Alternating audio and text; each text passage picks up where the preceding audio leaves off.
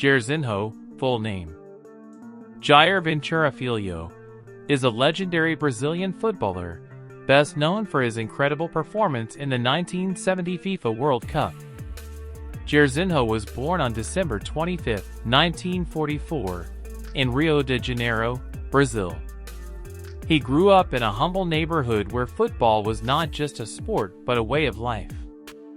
From a very young age, he spent most of his time playing street football with other kids.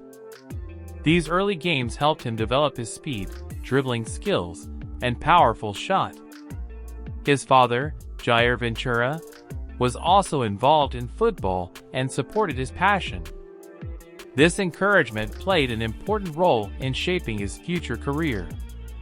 As a child, Jairzinho showed natural talent and quickly stood out among his peers because of his strength, agility, and determination on the ball. He began his professional football journey with Botafogo, one of Brazil's top clubs. At Botafogo, he trained alongside some of the greatest players of that era, which helped him improve even more.